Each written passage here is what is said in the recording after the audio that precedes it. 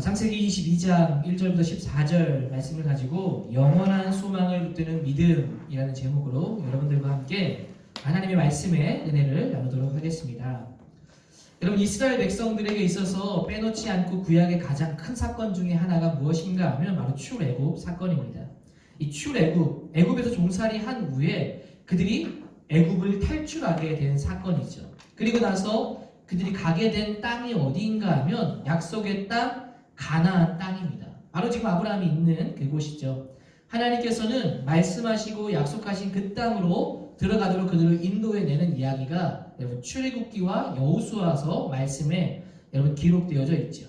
물론 광야에서의 민수기 말씀도 함께 담겨져 있습니다. 그 중에서도 6장 여호수아서 나오는 말씀의 6장을 보시면 그들이 이제 가나안 땅에 바로 직면하여서 들어가는 장면이 나오죠. 바로 여리고 성을 정복하는 전쟁의 이야기를 여러분 다루고 있습니다.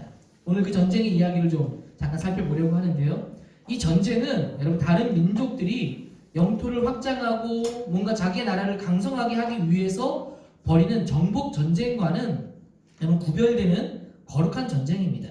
이 전쟁은 왜 거룩한 전쟁인가 하면 바로 그 전쟁의 목적이 땅의 확장에 있지 않기 때문이죠. 바로 하나님의 땅을 더럽힌 백성들을 심판하는 전쟁이라는 겁니다. 그래서 여러분 창세기 말씀에 보시면 여호수아 말씀에 비하면 아주 먼 옛날의 이야기이죠. 이 창세기 우리가 보고 있는 이 말씀은 창세기 15장 16절에 보시면 이런 말씀이 예언되어져 있습니다. 그 노예 생활을 하다가 내 자손이 4대 만에 이 땅으로 돌아오리니, 이 땅은 바로 가나안 땅이죠. 이는 아모리 족속의 죄악이 아직 가득 차지 아니함이더라 라고 말씀합니다. 여러분, 아모리 사람은 누구를 말하는가 하면 가나안 사람들을 말합니다. 가나안의 한 족속이기도 하지만 이 아모리 사람들을 가나안 전체를 대표해서 말하기도 하죠. 4대가 지나서 그 땅에 돌아오게 될 것이다 라고 말하는데 그것이 바로 여호수아 말씀에 성취되고 있는 겁니다. 그동안에는 이 가나안 사람들을 왜 그대로 놔둔 것입니까? 아직 죄가 가득 차지 않았기 때문에. 지금 점령하러 이 여호수아서 6장에 가나안 땅으로 바로 여리고성으로 간다라는 것은 무슨 말입니까?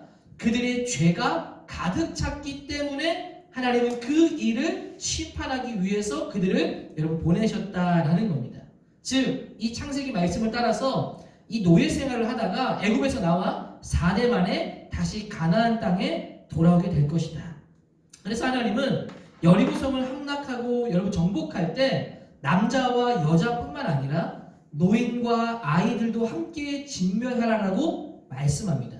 이걸 보면 참 하나님은 잔인한 하나님이십니다 라고 이야기하는 경우들이 있는데 여러분 그런 관점으로 보는 것보다 바로 죄에 대한 심판이 얼마나 무시무시한가를 말해주고 있다는 것을 생각해야 합니다. 여러분 이것은 특별한 민족에게만 특별한 주의 혜택이 아니라 이것은 이스라엘 백성들에게도 마찬가지로 여러분 적용됩니다. 여러분 그들이 들어가게 될 가나안 땅은 여러분 누구의 것입니까? 이 여리고를 넘어 들어가게 되는 그 가나안 땅의 주인은 하나님이라는 겁니다.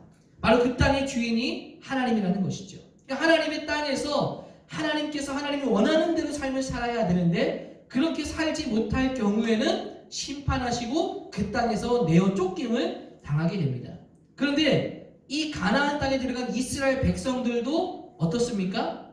이 땅의 주인이 하나님이시기 때문에 하나님께서 주신 땅에서 하나님이 원하는 대로 살아가야 했습니다. 그런데 이스라엘 백성들도 하나님 땅에서 하나님이 원하는 대로 살지 못했어요. 하나님이 원하는 것이 무엇이겠습니까? 정의와 공의를 세우고 하나님 뜻대로 살아가야 하는 것입니다. 그렇게 살지 못하면 이스라엘 백성이라 하더라도 하나님이 선택한 그들이라 하더라도 그 땅에서 쫓겨나는 것입니다. 여러분 실제로 이스라엘 민족은 우리가 알고 있는 대로 그렇게 살지 못했습니다. 그래서 어떻게 되어집니까? 그 땅에 있던 아모리 족속이 내어 쫓김을 받은 것처럼 이스라엘 백성들도 심판을 받고 바벨론에 의해서 멸망해서 쫓김을 당하게 되어지는 것이죠. 여러분 여기에는 예외가 없습니다. 이스라엘 민족이 특별하게 혜택과 보호를 받은 것이 아니라 그 땅에서 하나님 백성답게 살지 못하면 그들도 죄를 지음으로 심판을 당했다는 겁니다. 여러분 이것을 생각해 볼 때 우리는 이런 것을 기억할 필요가 있습니다. 내가 교회 안에 있고 내가 예수님을 믿었고 내가 선택받은 백성이라는 그 믿음, 여러분 이것이 마치 내 삶을 만사형통하게 한다라고 착각해서는 안 됩니다. 어떻게 해야 되는 것입니까? 하나님의 말씀에 맞게 합당한 삶을 살아야 되는 거예요. 땅의 주인이신 하나님께 합당한 삶을 드려야 하는 것처럼 믿는 우리들도 하나님 마음에 합한 삶을 살아야 된다는 겁니다. 정의와 공의를 세우고 하나님께 드리는 삶을 살아야 된다는 것을 말씀해 주고 있는 것이죠. 여러분 이제 여호수아의 여리고 정복 전쟁은 바로 하나님의 심판으로 시작된 겁니다. 여러분 그 당시의 전쟁의 분위기는 어땠을까요? 전쟁에 앞서서 여러분 여리고성에 정탐꾼을 보냈습니다. 정탐꾼을 보냈을 때 그 안에서 기생 라합을 만나게 되어지죠. 그리고 라합은 그들을 숨겨줍니다. 정탐꾼들을 숨겨주고 그들이 지금 이 가나안 땅 안에 있는 아모리 족속들이 어떤 마음과 어떤 생각을 가지고 있는지를 그들에게 이야기해 줍니다. 바로 여리고성 사람들은 이 이스라엘이 여기까지 오게 된 소식과 소문을 들었다고 말해줍니다. 그들의 소문은 무엇을 들었는가? 홍해를 건너서 홍해를 마르게 하고 애굽을 탈출하게 하신 그분이 하나님이라는 것, 너희들을 인도한 것을 들었다. 그리고 아모리 사람들과 많은 전쟁들을 치르고 승리한 소식을 듣고 여리고성 앞까지 왔다라는 소식을 들었다라고 말합니다. 그리고 그 안에 있는 이 여리고성 안에 있는 사람들이 그 소식 때문에, 그 소문 때문에 간담이 서늘해졌고 두려워하고 있었다라는 이야기를 듣게 됩니다. 여러분 그들은 그만큼 그 안에서 두려움에 떨고 있었습니다. 하나님의 민족인 그 이스라엘이 그 앞에 서 있을 때 그들은 두려움에 떤 것이죠. 근데 그들은 항복하지 않고 성문을 잠그고 여러분 버티고 있는 겁니다. 그렇게 이 여호수아 6장에서는 하나님께서 이제 전투의 명령을 하는 말씀이 등장하고 있습니다. 여러분이 하나님께서 이 이스라엘 백성들에게 여리고성 앞에 전투를 앞두고 어떤 전략으로 여러분 이들에게 명령을 내리시는가? 이것을 읽어보면 여러분 도저히 이해할 수 없는 명령을 하나님이 내리는 것을 볼 수 있습니다. 그것은 전투에서 적군을 앞에 두고 무기를 들고 그 앞에 나아가라고 말하는 것이 아니라 하나님의 무거운 언약궤를 들고 나가라고 말씀하고 있는 겁니다. 하나님의 나팔을 들고 악기를 들고 그 앞으로 가라고 말씀하고 있는 겁니다. 매복하고 숨어 있는 것이 아니라 그 성을 돌라라고 말씀하고 있는 겁니다. 여러분 악기를 불어가면서 무거운 언약궤를 들고 가면서 여러분 그 성을 돌게 만드시죠. 어떻게 도는지 여러분 알고 계십니까? 제가 예전에 우리 아들이 무슨 찬양을 듣는데 이런 찬양이 있더라고요. 돌아 돌아 돌아 돌아 돌아요. 뭔 소리일까요? 바로 여리고성 점령에 대한 이야기인데 그 노래도 여러분 몇 바퀴를 돌았는지 숫자를 세가지고 그 숫자에 맞춰서 가사를 넣었다고 하더라고요. 참 대단하다. 여러분 무슨 내용입니까? 바로 여리고성을 도는 내용이죠. 6일 동안 한 바퀴씩 돌고 7일째 되는 날에는 7바퀴를 여러분 돌게 한 겁니다. 여러분 이 명령을 우리가 과연 받았다고 한다면 이 명령에 여러분 우리는 순종할 수 있었을까요? 여러분 적들이 칼을 들고 그 앞에서 버티고 서 있습니다. 근데 그 적진의 코앞까지 가가지고 무기가 아닌 언약궤와 악기들을 들고 여러분 돌라라고 말하는 것. 만약 그 성에 있는 그 군사들이 갑자기 기습해서 나오게 되면 여러분 어떻게 되는 겁니까? 속절없이 무너질 상황입니다. 심지어 전쟁의 가장 맨 앞에 선봉에는 누가 서느냐? 여러분 최정예 병사가 서는 것이 아니라 제사장들이 세워지게 된 것이죠. 여러분 이 명령은 도저히 전략적으로 전투를 앞둔 명령이라고 할 수 없는 겁니다. 그런데 더 놀라운 것은 이스라엘 백성들은 그 말씀에 그 명령에 순종했다는 겁니다.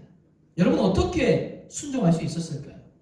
여러분 그냥 하나님이 말씀하니까 순종하면 돼 라고 말하는 맹목적인 여러분 순종일까요? 여러분 그런 것은 아닐 겁니다. 어떻게 맹목적인 순종을 목숨을 걸고 할 수 있겠습니까? 적들이 칼 들고 그 앞에 서 있는데 어떻게 그냥 악기만 들고 여러분 걸어갈 수 있겠습니까? 여러분 여리고성 앞에 와 있는 이 이스라엘 백성들이 순종할 수 있었던 것, 그 이유는 무엇일까요? 단순히 맹목적인 순종은 아니었다는 겁니다. 이들이 어떤 사람인지 한번 좀 살펴볼 필요가 있는데 여러분 이 여리고성 앞에 있는 이 이스라엘 백성들은 홍해가 갈라졌을 때 홍해를 건넜던 1세대들이 아닙니다. 홍해가 갈라진 걸 직접 본 세대가 아니라는 것이죠. 그들은 광야에서 태어나고 자란 2세대들이었습니다. 그들은 광야의 생활을 하면서 하나님의 인도하심을 철저하게 경험하고 훈련되었던 사람들이라는 겁니다. 여러분, 광야라는 것 생각만 해도 어떤 곳입니까? 먹을 것이 없고 정착하지 않고 유목민족들이었습니다. 그리고 여러 위협들에 시달리는 상황에 있었죠. 여러분, 이 광야에서 태어난 이 세대들은 먹을 것이 없으면 자신들이 수고하고 일해서 먹을 것을 찾아낸 것이 아닙니다. 어떻게 먹을 것을 가지게 되었습니까? 하늘을 바라보게 되었지. 배고플 때는 하늘을 바라보며 하나님께서 만나와 메추라기를 그들에게 내려주셨습니다. 물이 없을 때에는 하나님께서 물을 내어주는 것을 본 자들입니다. 그들이 모든 입었던 것들이 헤어지지 않았던 것을 경험했을 뿐만 아니라 여러분, 이 유목민족으로 살아가면서 여러 민족들의 침략과 공격 속에서 여러 위험들이 있었습니다. 때로는 이 가나안 땅까지 가기 위해서 전진하는 그 길이 굉장히 많은 적들과 가로막힘 속에 있었다는 겁니다. 그런데 그런 가나안 땅까지 그런 전쟁을 하게 될 때 여러 민족의 공격을 받았지만 그 전쟁에서 승리하고 여리고성 앞까지 가게 됐다는 거죠. 여러분, 모든 승리를 주시는 분이 하나님이시구나. 우리를 먹이시는 분이 하나님이시구나. 이 광야에서 이들은 이것이 훈련되어졌습니다. 또한 가장 중요한 것은 무엇인가 하면 이들이 어떻게 해서든지 광야에 머물지 않고 가나안 땅까지 가게 됐다는 겁니다. 편안한 곳에 머물지 않고 위험을 무릅쓰고 가나안 땅까지 가게 된 이유는 무엇입니까? 하나님께서 가나안 땅을 주시겠다라는 약속을 이들이 믿었기 때문입니다. 여러분이 약속을 확신했기 때문에 가나안 땅을 향해서 간 것이죠. 이들은 부모님의 세대가 실패한 것을 반복하지 않으려는 믿음으로 가득 찬 세대였다는 겁니다. 그들은 하나님의 인도하심을 보았고 여러분, 무엇보다 하나님께서 이 약속의 땅 가나안 땅을 줄 것이라는 믿음이 있었다는 겁니다. 여러분, 그들이 순종할 수 있었던 이유가 무엇일까요? 그 말도 안 되는 명령에 이들이 순종할 수 있었던 이유는 무엇일까요? 맹목적인 순종이 아니었다는 겁니다. 바로 어디에서 나오는 순종이었다는 것입니까? 하나님의 그 약속을 신뢰함을 통해서, 그것을 확신함을 통해서 그 믿음으로 그 말씀에 순종할 수 있었다는 겁니다. 여러분, 이것을 통해서 우리가 깨달을 수 있는 것은 맹목적인 순종과 맹목적인 믿음은 바로 믿음이 아니라는 겁니다. 여러분, 마치 과거에 이스라엘 백성들이 그 안에서 살아가고 있을 때 바벨론의 침략이 다가올 때 예루살렘 성전이 그 안에 있으니까 뭐라고 생각했습니까? 절대로 여기는 망하지 않을 것이다 라고 여겼습니다. 맹목적으로 하나님이 지켜주실 것이다 라고 여겼습니다. 여러분, 그것은 믿음이 아니라는 겁니다. 여러분, 과거에 선교 시대 때 윌리엄 캐리와 같은 위대한 여러분 선교 나갔던 사람이 있죠. 여러분, 그 선교사로 나갔던 그 윌리엄 캐리가 선교를 나가려고 할 때 그 당시에 있던 영국에 있던 사람들이 뭐라고 말했는지 아십니까? 이봐 젊은이, 가만히 있게. 하나님이 믿게 할 사람들은 알아서 믿게 하실 거야. 당신이 나가지 않아도 하나님이 알아서 그들을 돌아오게 하실 거라고 말했다는 겁니다. 여러분, 그것이 믿음입니까? 자만하고 교만한 믿음이라는 것이죠. 그것은 믿음이 아니라는 겁니다.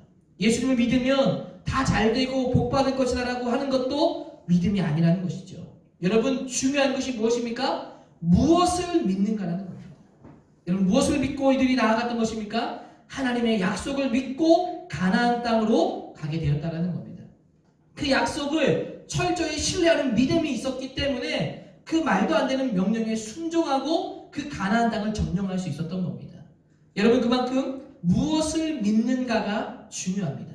여러분들은 무엇을 믿고 하나님을 따르고 있는 것입니까? 여러분, 이것이 매우 중요합니다. 그것이 우리에게 명확해야만 우리는 믿음으로 걸어갈 수 있기 때문입니다. 그 확실한 믿음이 가나안을 정복하게 만들고 나아가게 만들기 때문입니다. 우리가 여러분 왜 말씀을 알아야 하고 말씀을 기억해야 하는 것입니까? 그것이 우리의 믿음이기 때문이에요. 그 내용이 바로 믿음이기 때문에 하나님의 말씀을 알고 기억해야 하는 것입니다. 여러분, 오늘 우리가 읽었던 창세기 22장 굉장히 유명한 말씀이죠. 바로 이 말씀도 바로 무엇을 믿는가, 그 내용이 중요합니다. 이러한 관점으로 한번 이 말씀을 보시면 아주 우리에게 중요한 말씀을 우리에게 말씀해 주고 계십니다. 하나님께서 아브라함을 시험하셨습니다. 아들을 번제로 바치라는 겁니다. 여러분, 번제가 무엇입니까? 번제는 5대 제사 중에 아무것도 남기지 않고 다 태워버리고 전소시키는 제사가 번제입니다. 그러니까 아들을 바치고 아들을 번제로 드리라는 것은 완전히 다 태워 버리라고 말씀하는 겁니다. 여러분, 아브라함은 이런 명령이 이해가 되었을까요? 이해가 되지 않았을까요? 여러분, 이해가 되지 않았을까요? 하나님께서 아브라함에게 주신 약속이 있었습니다. 지난주에 말씀했던 것처럼 어떤 약속이었습니까? 자녀에 대한 약속이었고, 또 하나는 땅에 대한 약속이었다고 했죠. 여러분, 먼저 씨에 대한 약속이죠. 자녀를 줄 것이고 그를 통해서 민족을 이룰 것이다. 그런데 여러분, 자녀가 생기지 않았습니다. 아브라함과 사라가 나이가 많아지면서 생리적으로 도저히 아이를 가질 수 없는 시점이 되었습니다. 아브라함도 인정했고 포기했습니다. 그런데 그럴 때에도 하나님은 천사를 보내거나 하나님 직접 말씀을 통해서 너에게 자녀를 줄 것이다 라고 약속을 주셨다는 겁니다. 아브라함은 그것을 또 믿었습니다. 그리고 실제로 노년의 나이에 아들이 태어나게 된 것입니다. 여러분, 그 말씀을 받고 25년 만에 얻은 결실이 이삭입니다. 그런데 그렇게 어렵게 얻은 아들을 제물로 지금 바치라고 하고 있는 겁니다. 여러분, 도저히 이해하기 힘든 명령이죠. 이런 변덕쟁이 같은 하나님을 어떻게 여러분 신뢰하고 따를 수 있겠습니까? 그런데 이 시험은 자세히 보면 아브라함의 시험보다 하나님을 향한 시험이라고 할 수 있습니다. 좀 더 명확하게 표현하자면 하나님의 위기다라고 말할 수 있습니다. 왜 하나님의 위기입니까? 하나님께서 주신 약속하신 분이 누구입니까? 하나님이십니다. 만약 아브라함의 자손인 이 이삭이 죽으면 누구의 약속이 깨지게 되는 겁니까? 약속을 주신 하나님의 약속이 깨지고 무산될 상황에 놓인 겁니다.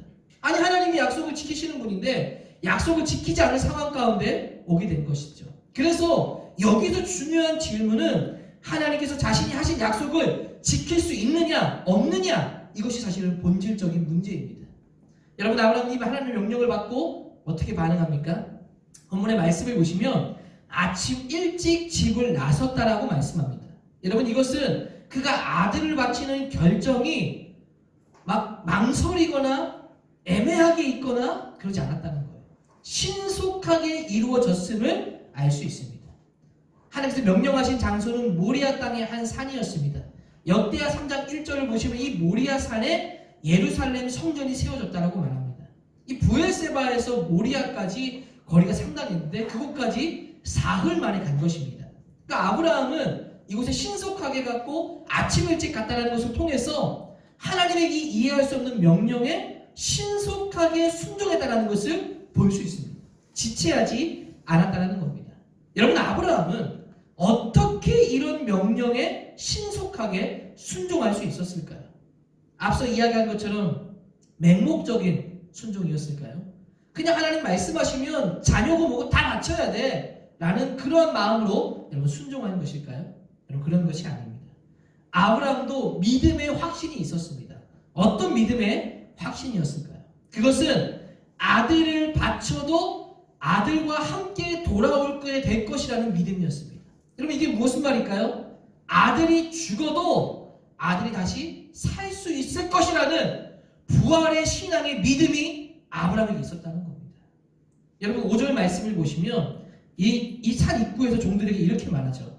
아브라함이 종들에게 이르되 너희는 나귀와 함께 여기서 기다려라. 내가 아이와 함께 가서 예배하고 우리가 함께 너희에게로 돌아올 것이다.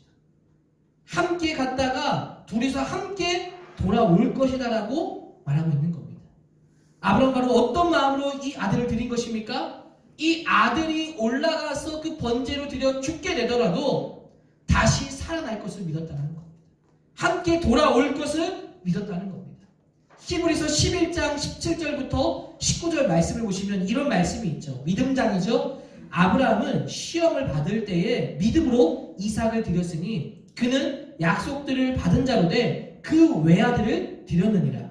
그에게 이미 말씀하시기를 내 자손이라 칭할 자는 이삭으로 말미암으리라 하셨으니 그가 하나님이 능히 이삭을 죽은 자 가운데서 다시 살리실 줄로 생각한지라.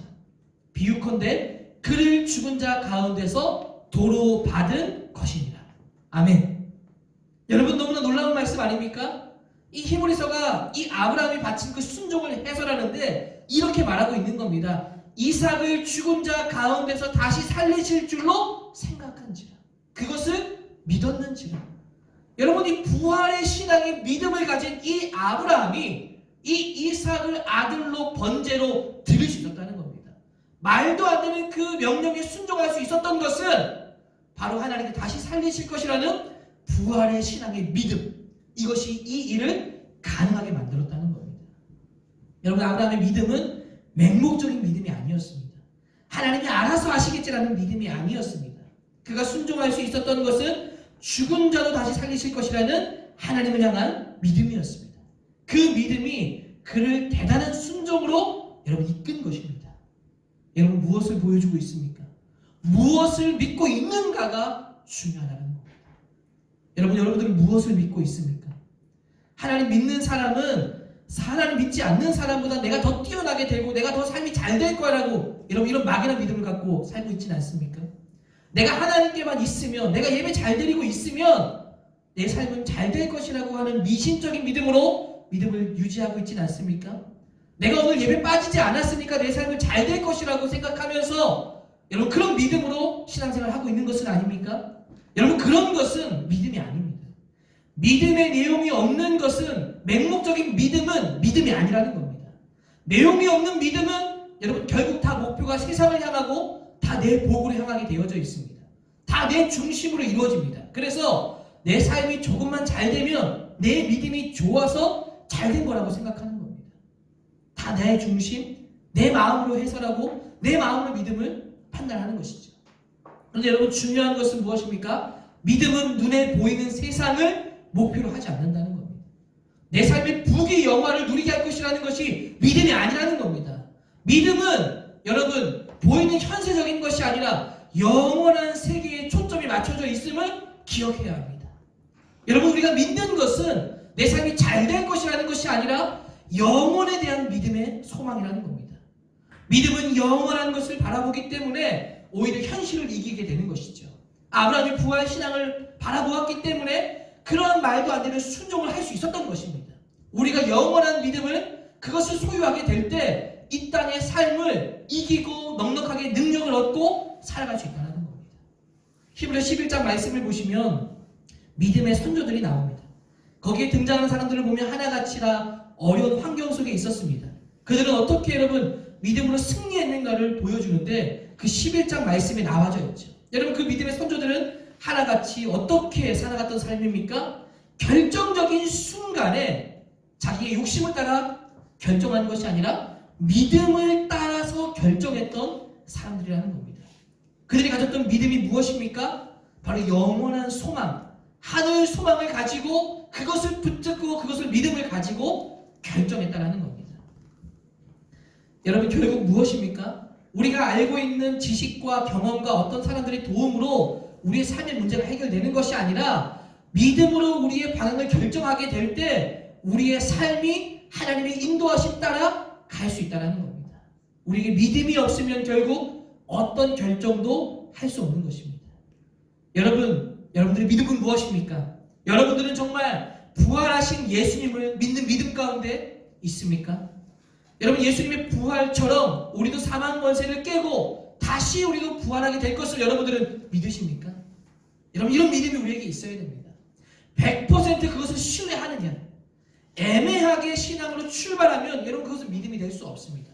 결정을 망설이게 됩니다. 그러나 죽음과 사망의 권세를 깨는 부활의 믿음이 우리의 삶을 시작하게 만들어 간다는 겁니다. 마치 비유를 들면 이런 것이죠. 천국을 믿지 않는다면 여러분 어떻게 될까요? 이 세상이 다인 것입니다. 그럼 어떻게 살아가게 될까요? 이 세상이 다이고 죽으면 끝이기 때문에 이 땅에서 다 많은 것을 이루어야 된다는 겁니다. 그러면 하루하루 시간이 아깝습니다. 신앙생활로 보내는 시간보다 내 미래를 위해 투자하는 시간이 더 소중하게 느껴집니다. 왜요? 이 땅의 삶이 너무나 소중하기 때문에. 죽으면 끝이기 때문에 이 땅에서의 삶을 어떻게든 내가 성공하고 이루어야 된다라고 살아가는 겁니다. 더 많은 것을 누리기 위해서 어떻게 살아갑니까? 결국 세상과 타협하고 내 목표를 이루기 위해서 살아가게 된다는 겁니다. 그러나 부활을 믿고 천국을 믿는 사람은 어떻습니까? 이 세상의 지배를 받지 않고 하나님의 다스림을 받습니다. 어떻게 살아가게 됩니까? 이 땅의 소망에 많은 것을 이루려 하는 것이 아니라 영원한 본향을 보고 살아가는 것입니다. 거기에 맞춰진 삶을 살고 거기에 따른 결정을 하는 겁니다. 바로 이게 믿음을 따라 결정하고 살아가는 삶이라는 것이죠. 그럴 때 그 믿음을 소유하게 될 때, 영원한 것을 알고 그것을 보게 되는 믿음을 소유하게 될 때 세상의 어려움과 유혹을 이기는 능력을 여러분 얻게 되는 것입니다. 여러분은 무엇을 보고 가고 있습니까? 믿음으로만 볼 수 있는 세계가 있습니다. 마치 다니엘이 사자굴에 가게 되었을 때, 여러분 사자굴 앞에 섰을 때 다니엘은 사자가 보였겠지만 그 속에 함께 하시는 하나님을 믿음으로 볼 수 있었던 것입니다. 굶주린 사자만 봤다면 여러분 기절하고 말았을 겁니다. 너무 무서워서 덜덜 떨었을 겁니다. 그러나 함께 하시는 그 하나님을 믿음으로 보게 될 때 하나님은 그 시험을 이겨낸 것이 아니겠습니까? 우리도 마찬가지로 믿음으로 세상을 보고 확신을 가지게 되기를 소망합니다. 영원한 소망을 붙드는 믿음으로 세상 속에서 승리하는 여러분 되기를 축복합니다. 우리가 영적으로 눈을 뜨게 되면 분명하게 하나님이 어떤 분이신지가 보이게 됩니다. 우리가 하나님 약속하는 것이 얼마나 확실한 것인지를 깨닫게 됩니다. 부활의 소망을 붙들게 됨을 통해서 영원한 것을 위해 설정하고 영원한 것을 위해 살아간다는 확신이 우리 가운데 생겨집니다. 세상의 지배를 받지 않고 하나님의 다스림을 받게 되는 것입니다. 여러분 무엇을 믿고 있습니까? 부활하신 예수, 천국과 부활의 소망, 영원한 소망을 붙들고 그것을 따라서 믿음으로 나아가는 여러분들의 삶이 되기를 주의 이름으로 축복합니다.